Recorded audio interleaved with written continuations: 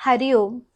आता हिवाळा ऋतू सुरू आहे. आपल्या सर्वांनाच माहीत आहे हिवाळा ऋतूमध्ये सगळ्यांना होणारा त्रास म्हणजे मुख्यतः असतो सर्दी. हा त्रास लहानांपासून मोठ्यांपर्यंत सर्वांनाच हा त्रास होतो.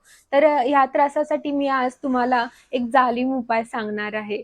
हे असे 3 मुद्राज आहेत जे तुम्ही फक्त 10 मिनिटं केलात घरामध्ये बसून तर तुम्हाला सर्दीचा त्रास जाणवणार नाहीये. यासाठी तुम्हाला कुठल्याही प्रकारची वस्तू, कुठल्याही प्रकारचं मशीन किंवा कुठल्याही प्रकारचं औषध लागणार नाहीये. फक्त घरामध्ये बसून या 3 मुद्रा तुम्ही 10-10 मिनिट केलात तर पुढचे कित्येक दिवस तुम्हाला सर्दीचा त्रास जाणवणार नाहीये.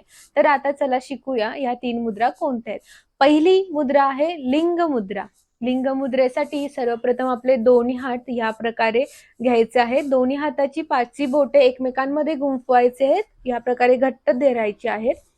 डावा अंगठा आहे तो उजव्या अंगठ्याला या प्रकारे पाठीमागून घट्ट पकडायचा आहे आणि उजवा अंगठा असा उभा असेल. या प्रकारे 10 मिनिटं आपण या स्थितीत राहणार आहे. ज्या कुणाला दम्याचा त्रास जाणवतो त्यांनी जर 3 महिने ही मुद्रा केली तर पुढचे कित्येक महिने त्यांना दम्याचा कुठल्याही प्रकारचा त्रास होणार नाही.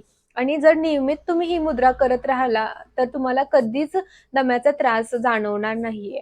दुसऱ्या नंबरची मुद्रा आहे भ्रमर मुद्रा. भ्रमर मुद्रा थोडीशी करायला अवघड आहे पण फायदे पण तसेच जास्त देते. सर्वप्रथम आपण आपला हात घ्यायचा आहे.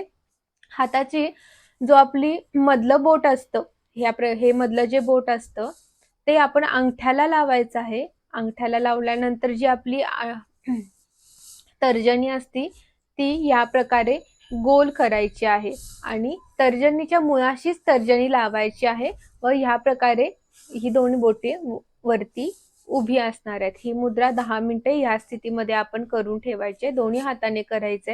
ह्या मुद्रेमध्ये जर कुणाचं नाक गळत असेल, लहान मुलांमध्ये नाक गळत असेल किंवा मोठ्या माणसांचं नाक गळत असेल तर पूर्णपणे हा त्रास निघून जातो या मुद्रामध्ये. आता तिसऱ्या नंबरची मुद्रा आहे सूर्यमुद्रा. सूर्यमुद्रा ही सोपी पण आहे आणि तितकीच इफेक्टिव्ह पण आहे. सूर्यमुद्रेमध्येच त्याचं आपल्याला नावही त्याच्या नावाप्रमाणेही आपल्याला लक्षात येते की सूर्य ज्याप्रमाणे त्याच्या तीव्रतेने पूर्णपणे गरम गरम आपल्याला ठेवतो त्याचप्रमाणे जर सर्दी झाली तर आपल्याला खूप थंडी वाजत असते त्यामुळे सर्दी होत असते. त्याप्रमाणेच या सर्दीचा त्रास कमी होणार आहे.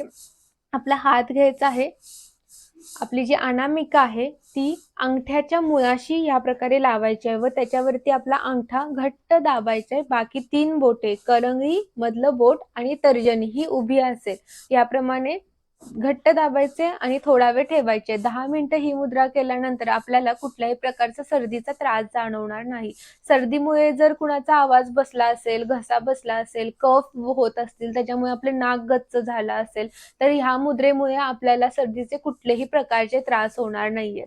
जर तुम्हाला सर्दीमुळे जर खोकलाही जाणवत असेल तर तुम्ही 1 चमचा आल्याचा रस म्हणजे जे आपलं बाजारात ओलं आलं मिळतं ते आलं घेऊन खिसणीमध्ये खिसून त्याच्यात असाच रस काढू शकतात. त्याला कुठल्याही प्रकारची मिक्सरची गरज नाहीये. 1 चमचा रस घ्यायचा आणि अर्धा चमचा मध घ्यायचं. मध हे तुम्हाला कुठेही अवेलेबल असेल. थोडंसं मिक्स करायचं आणि तसा चमचा पिऊन टाकायचा. त्याच्यावरती अर्धा तास पाणी प्यायचं नाही. थोड्या वेळानं कोमट पाणी पिल्यानंतर घशामधला सगळा कफ निघून जातो आणि आपल्याला बसलेला आवाज सुद्धा दूर होऊन जातो. आपण वेगवेगळे सिरप बघतो मार्केटमध्ये खूप प्रकारचे खूप कंपन्यांचे असतात पण आपल्याला कळत नाही की कुठले वापरायचे कशासाठी. तर हा एक सोपा आणि जालीम उपाय आहे.